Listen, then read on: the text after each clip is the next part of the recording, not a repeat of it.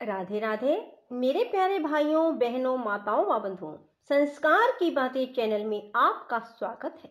बंधुओं, आज मैं आपके लिए लेकर आई हूँ भगवान शिव की कथा। बंधुओं, यदि आपने हमारे चैनल को अब तक सब्सक्राइब नहीं किया तो जरूर करें और बेल आइकन दबाना ना भूलें, ताकि आपको हमारी आने वाली सभी वीडियोस की जानकारी सबसे पहले हो सके। बंधुओं, वीडियो को पूरी सुनने के बाद कमेंट बॉक्स में जय शिव शंकर भोलेनाथ जरूर लिखें। बोलो शिव शंकर भोलेनाथ की जय हो। भगवान शिव देवी के तप की परीक्षा लेने का विचार कर रहे थे और मन ही मन पार्वती से बहुत संतुष्ट थे। परीक्षा के ही बहाने पार्वती जी को देखने के लिए जटाधारी तपस्वी का रूप धारण करके भगवान शंभु उनके वन में गए। अपने तेज से प्रकाशमान अत्यंत बूढ़े ब्राह्मण का रूप धारण करके प्रसन्नचित्त हो वे दंड और छत्र लिए वहां से प्रस्थित हुए। आश्रम में पहुंचकर उन्होंने देखा देवी शिवा सखियों से घिरी हुई वेदी पर बैठी है और चंद्रमा की विशुद्ध कला सी प्रतीत होती है। ब्रह्मचारी का स्वरूप धारण किए भक्तवत्सल शंभु पार्वती देवी को देखकर प्रीति पूर्वक उनके पास गए। उन अद्भुत तेजस्वी ब्राह्मण देवता को आया देख उस समय देवी शिवा ने समस्त पूजन सामग्रियों द्वारा उनकी पूजा की। जब उनका भली भांति सत्कार हो गया, सामग्रियों द्वारा उनकी पूजा संपन्न कर ली गई, तब पार्वती जी ने बड़ी प्रसन्नता और प्रेम के साथ उस ब्राह्मण देव से आदर पूर्वक कुशल समाचार पूछा। पार्वती जी बोली, ब्रह्मचारी का स्वरूप धारण करके आए हुए आप कौन हैं और कहां से पधारे हैं? वेद वेताओं में श्रेष्ठ विप्रवर, आप अपने तेज से इस वन को प्रकाशित कर रहे हैं। मैंने जो कुछ पूछा है मुझे बतलाइए। ब्राह्मण ने कहा, मैं इच्छा अनुसार विचरने वाला वृद्ध ब्राह्मण हूँ, पवित्र बुद्धि, तपस्वी, दूसरों को सुख देने वाला और परोपकारी हूँ, इसमें कोई संशय नहीं है। तुम कौन हो? किसकी पुत्री हो? इस निर्जन वन में किस लिए ऐसे तपस्या कर रही हो, जो पंजे के बल पर खड़े हो तप करने वाले मुनियों के लिए भी दुर्लभ है।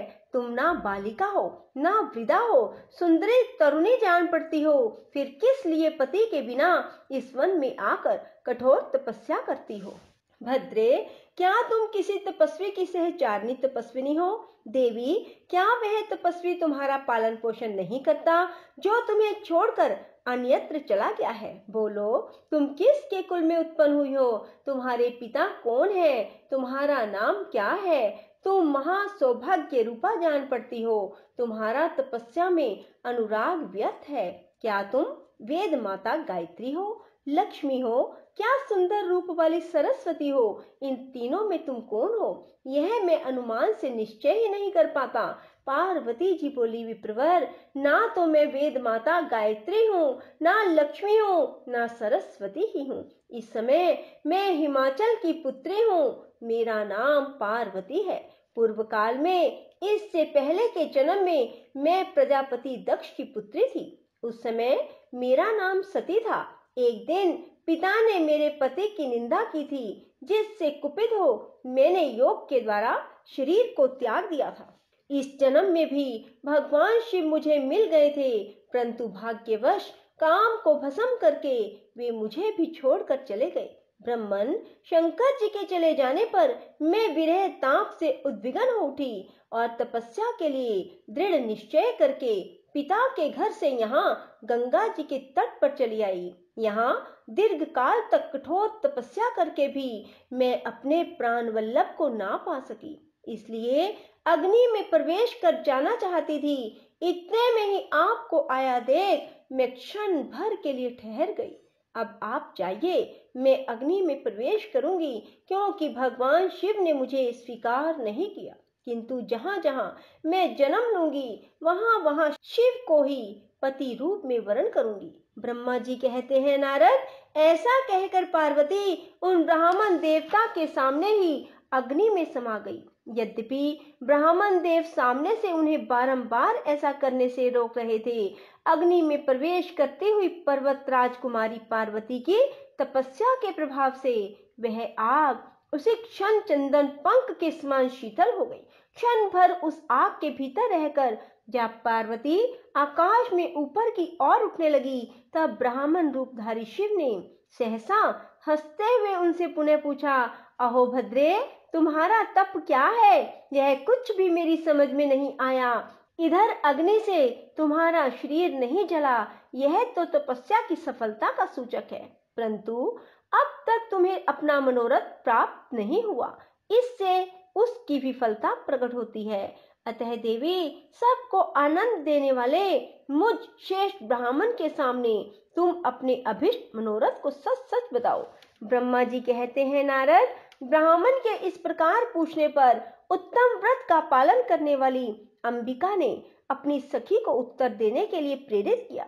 पार्वती से प्रेरित हो उनकी विद्या नामक प्राण प्यारी सखी ने, जो उत्तम व्रत को जानने वाली थी, जटाधारी तपस्वी से कहा।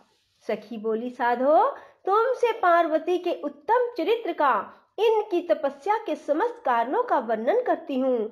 आप सुनना चाहते हो तो सुनिए। मेरी सखी गिरिराज हिमाचल की पुत्री है। ये पार्वती और काली नाम से विख्यात है। माता मेनका की कन्या है। अब तक किसी ने इनके साथ विवाह नहीं किया। ये भगवान शिव के सिवा दूसरे किसी को नहीं चाहती। उन्हीं के लिए 3000 वर्षों से तपस्या कर रही है। भगवान शिव की प्राप्ति के लिए ही मेरी इन सखी ने ऐसा तप आरंभ किया है। विप्रवर, इसमें जो कारण है उसे बताती हूँ, सुनिए।